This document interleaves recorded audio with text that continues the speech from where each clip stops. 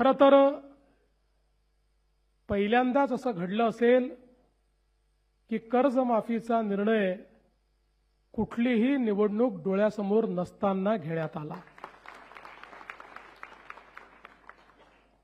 मागच्या निवडणुकीमध्ये आपल्या जाहीरनाम्यात शेतकऱ्यांना कर्जमाफी देण्याचं आश्वासन आपण दिलं होतं आणि त्यानंतर खूप चांगल्या पद्धतीनं संपूर्ण महाराष्ट्रामध्ये अभूतपूर्व अशा प्रकारचं यश आपल्याला मिळालं। त्यानंतर नगरपालिकेच्याही निवडणुका झाल्या, महानगरपालिकेच्याही झाल्या, जिल्हा परिषदेच्याही झाल्या। सगळ्या निवडणुकांमध्ये भारतीय जनता पार्टी आणि महायुतीला महाराष्ट्राच्या जनतेने भरभरून दिलं आणि न भूतो अशा प्रकारचं मॅन्डेट, अशा प्रकारचा विजय आपल्याला मिळाला।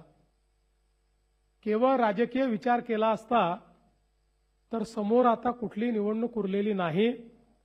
त्यामुळे आता पुन्हा 2029ला लोकांसमोर जायचं आहे, तर 29च्या जानेवारीत आपण कर्जमाफी करू अशा प्रकारचा राजकीय विचार आपल्याला करता आला असता।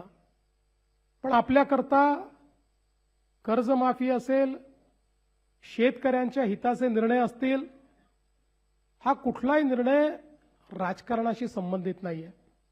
राजकारण आपल्या जागी आहे, ते आपण करतो, ते करावंही लागेल।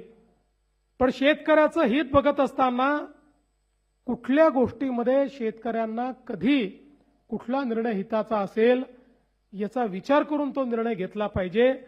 आणि म्हणून अनेक लोकांना असं वाटत होतं की सरकार निर्णय करणार नाही, आपण आंदोलन करू, आपलं दुकान चालू राहील, आपल्याला प्रसिद्धी मिळत राहील। परंतु त्यांना हे माहिती नव्हतं, हे महायुतीचं सरकार आहे, हे शेतकऱ्यांच्या देवाभाऊचं सरकार आहे।